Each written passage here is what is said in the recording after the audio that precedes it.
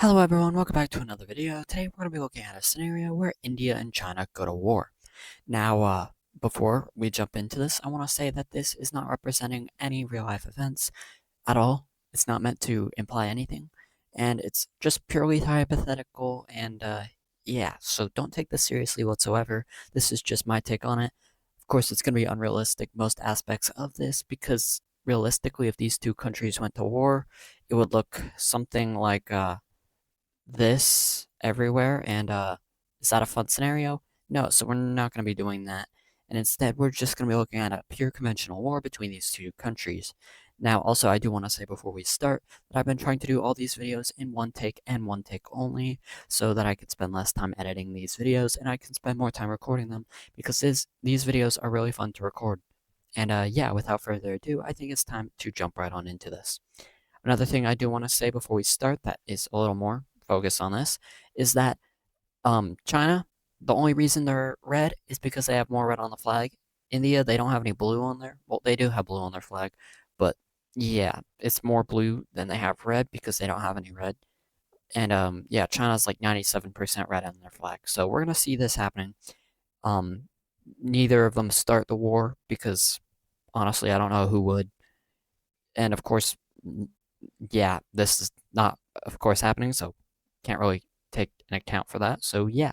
Anyways, to start off this war, we're gonna see some countries picking sides. The first country to pick a side is going to be the most obvious one. Pakistan will be joining the side of China in this war. I feel like it's the most obvious country to make a choice because Pakistan is like India's top hater. I feel like this is the most understandable outcome out of this. From here, China will add a few more countries to their alliance, the first one being Kyrgyzstan. I'm only adding them because they're the only country I know is kind of skewed to China and Central Asia, more so than any of these other countries, but it'd make for a more interesting scenario if we take this region into account.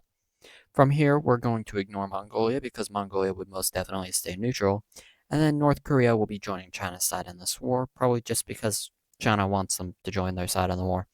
From here, however, India will also be gaining allies. I don't know much about what's going on in Nepal and Bhutan currently, but we're going to ignore them for now, and instead we're going to focus elsewhere because Vietnam will be joining this war against China, which is a historical rival of theirs. As well as this, Taiwan will be joining the war because, of course, they claim all of mainland China. And from here, we're going to see the Philippines joining because the Philippines also hates China. This conflict is, yeah, it's going to get out of hand really quickly. And I apologize for all this, like, white color in the ocean. I don't know what happened, but hopefully I can figure out how to fix that sometime soon because it's kind of bothering me, especially with like areas like Indonesia where there's just a whole bunch of white. Areas where they're like inland areas like Africa, I don't think it's actually happening much at all over in Africa. Africa is fine for the most part. Europe looks mostly fine except for over here. I think Actually, I don't know. But yeah, from here, this is just going to be what the war looks like at this point, and we're going to see the fighting commencing. Starting off, we're going to see China and Pakistan working together to attack India in the Kashmir region, which is likely where they would want to focus a lot of their early pressure on India, because this area is highly contested between the three countries, and Pakistan and China are on one side of it, and then India's on another side of it. So yeah. From here, India will pull off offensives into Pakistan, more so in the southern region here, as well as in the more populated kind of river valley region up here. Actually, this area is populated too, because as you can see, the rivers go all the way up. Did you know this map had a river map? Probably not, but it does. And from here, I'm going to enable major cities because neither side has taken one yet, but that's going to change as we head on over here, where Vietnam will just swipe this city out of China's control and kind of just take this area from them. China is not all too focused on Vietnam, so they're going to kind of get away with this. And for now, China will launch a small invasion into northern Vietnam, where not much happens. From here, we head over to this front that India and China share, and China claims this for whatever reason, but India has control over it, and we're gonna see China moving in and taking control over it. Pretty simple as that. India has a lot of their early war focus over here on Pakistan, so they're not as concerned with this region over here, which is a lot less populated. At least I think. I know Bangladesh is super densely populated, but I don't know how like anything outside of it. I'm pretty sure this area is pretty populated, but I'm not one to say, so don't put me on that word. Anyways, from here, we're going to head over to Taiwan, where a landing will be managed. However, this landing won't really amount to much because Taiwan has been working really hard on making themselves more defendable. From here, we're going to head over to South Korea because North Korea is going to violate their uh, peace. It was like, I think it was just um, what's it called? A armistice between the two. And I feel like, yeah, this would get violated here. And South Korea will lose their capital. From here, however, North Korea is not anywhere near strong enough to take on modern South Korea. So South Korea is going to see a massive counteroffensive in which they retake both of these cities. And from here, they're going to launch an invasion into North Korean territory. At this point, North Korea is questioning how are they losing so bad. And that's because China's not focused on this front because they don't want to have to focus on that front. Anyways, from here we head over to Central Asia because Tajikistan will be joining this war because they have beef with Kyrgyzstan for whatever reason. And from here, these two will kind of just fight. I'm pretty sure Kyrgyzstan is a little stronger, so we're gonna see them getting the upper hand in a lot of this area here, as they're gonna take mountains away from Tajikistan. I don't know what that do, but it's gonna do stuff. Anyways, now moving down to Afghanistan. I don't believe this country would pick either side, but they are beefing with Pakistan right now, so they'd probably get involved in this in some shape, way, or form. So we're going to see Afghanistan invading into Pakistani territory, taking advantage of their current state in this war, and pushing into their territory. From here, India will see a lot of success in pushing back Pakistan and Kashmir. However, Pakistan will also kind of retaliate as they're going to push into this offensive that India formed against them. Now, Pakistan is nowhere near as strong as India because India is the fourth strongest in the world. Pakistan is up there somewhere. I don't know where.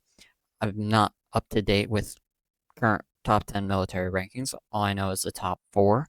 But yeah, from here, India is going to see a lot of success in the south because that's where they're able to focus a lot of their forces. More so on where this river is moving up, they're going to focus on pushing along it. And I feel like at this point, I should probably include rivers more in these videos because it adds a lot of depth. So I might just leave this layer on. That might be a good decision for me. I don't know. Anyways, from here, we're going to see more countries who hate China joining the war.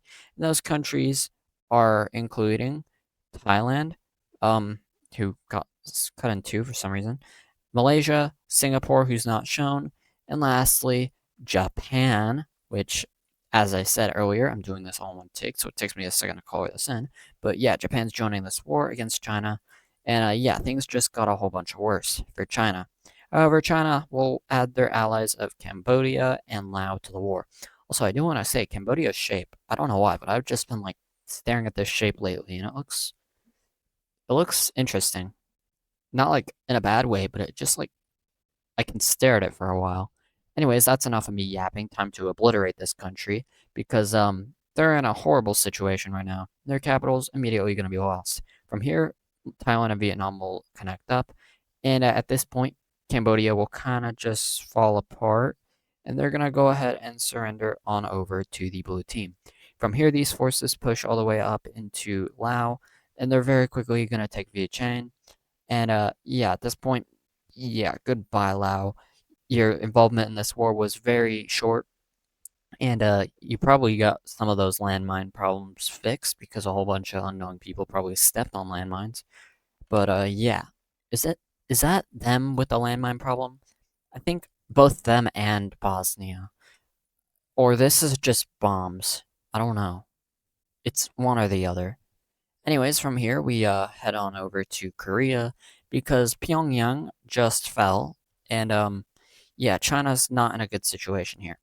And at this point, China's gonna want to add some countries that could actually change this war, and so they're gonna be adding some of those countries. The first one they're adding is Myanmar, which will add a new front in Southeast Asia. I don't know how successfully they're gonna be able to do that, but we can look at that later.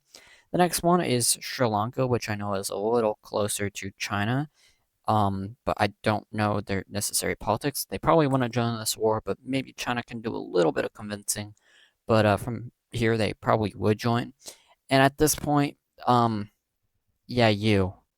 We're not gonna talk about this though. And in a lot of the videos I've been recording on this map, I've just been doing this over and over again. Also, oh, I thought that was showing the Golan Heights, which would actually be a pretty cool thing to have on this map, but it doesn't. It's just the river there. But yeah, we're gonna sink that area into the ocean like it should be. And now we can deal with this. And also, I want to say, not like it should be, because that would kill way too many people, but um, just stop fighting, guys. Please. Anyways, from here we can talk about Pakistan again, because India is continuing their campaign, and at this point they're easily infiltrating into regions like Balochistan, because this area I'm pretty sure is a little rebellious right now. I'm not sure, but I've heard multiple sources saying that it's not enjoying being a part of Pakistan right now. So I don't know. I'm just gonna use what I know to assume that this would be easier to push into, but I don't know. And at this point, Indian forces are kind of fighting their own, not really though. And yeah, Pakistan at this point is they're cooked. Afghanistani forces will begin to push deeper into Pakistan, pushing up against this river over here in this area here, and into areas next to Kashmir here in this area. From here, they're going to link up with Indian forces over here in the Balochistan area, where at this point, Pakistan is kind of just getting obliterated. At this point, they're going to lose all major cities except for the one in Kashmir and their capital. Eventually, they will lose the one in Kashmir because India is going to invade mountains, I guess. And from here, um, yeah, I don't really know what would happen from here, but eventually Pakistan would surrender. Now, I do want to say not all this is happening at once. I just want to get this run out of the way so I can talk about more other stuff. And from here, we talk about this area, because China is going to help Kyrgyzstan in completely obliterating Tajikistan. Because, yeah, I don't think either of these countries has anything on the other, and just China being there would skew it heavily in the favor of Kyrgyzstan. But, yeah, now China's focused on this. And Chinese forces will flood into Korea, and it's over, isn't it? Chinese forces will begin to obliterate South Korea, and at this point, yeah, it's looking like 1950s up in here. But good old Uncle Sam has something to say about that, because Uncle Sam will be joining this war against China. And yeah, this is the biggest thing yet, because strongest country in the world attacking second or third strongest, probably second strongest at this point, because Russia has been failing to do stuff in Ukraine. But yeah, you're in trouble. And with new Japanese and American forces flooding into South Korea, we're going to see very similar things happening that happened in the Korean War. Same thing will happen over here, and from here, we're going to see South Korea getting completely liberated. And at this point, these forces will move up into North Korea, wiping out the capital once again, now taking all the coastline of the country. At this point, they're going to push up to the border in the western areas. They don't want to push into China quite yet, because the Americans are probably thinking this to be solved diplomatically, but as I just made a mistake, we're going to see these forces doing that anyway. And at this point, this is technically World War III, even though it's mostly in Asia. But yeah, at this point, we haven't talked about Sri Lanka yet, so yeah, that's definitely gonna happen. And you know what's also gonna happen? Um, this, because Myanmar can barely hold itself together. We're gonna see this happening, which probably would happen if these countries got involved, if I'm being honest. But yeah, these guys are gonna get cooked. From here, India's just gonna move around Bangladesh into Myanmar, and yeah, very similar things are happening over here, where India's just kind of able to push in. Of course, there's going to be a whole bunch of guerrilla warfare happening, so it's not going to be that easy. But eventually, a lot of the territory that they kind of want to take is taken. At this point, this area is open for grabs. And so the blue team will kind of just spearhead across these rivers, linking up together. And from here, they're just going to squeeze out this region. And yeah, you know what? let's just do that because Myanmar would never be able to do anything. There's still guerrilla warfare happening in this region, but at this point, it doesn't really matter because they're focused on this area now, and they don't really need to occupy Myanmar. But it's just going to be represented that way. Anyways, at this point, we're going to see that the blue team will push all the way out, push the red team entirely out of Vietnam. At this point, we head back to Taiwan, which I forgot to talk about, but they're going to see a lot of land loss, but they will still be holding out in Taipei because of new American reinforcements. From here in the Korean theater, we're going to see these guys pushing out westward, but at this point, this war is draining on both sides, and there aren't really many advances for either side at this point. However, at this time, India is now kind of in an advantage against China, as China can't really be focused on these regions, as they're going to get kicked out of India almost entirely except for this little region here. And at this point, this war would probably end, and I'm not going to do a peace treaty for it, but this war would definitely have some detrimental consequences. Like, first of all, it's not going to end here, but we're going to see Pakistan eventually getting obliterated. And, yeah, we're just gonna ignore this guy. Just, you know what? They're gonna get similar treatment. You're getting sunken into the ocean. Bye bye, buddy. And, yeah, I need to stop taking too great of inspiration because then the whole world's gonna be sunken into the ocean. But, might as well do that. Create Lake Myanmar, or the Sea of Myanmar. I don't know. This video is just turned crazy, but you know what? I'm gonna undo that one at least.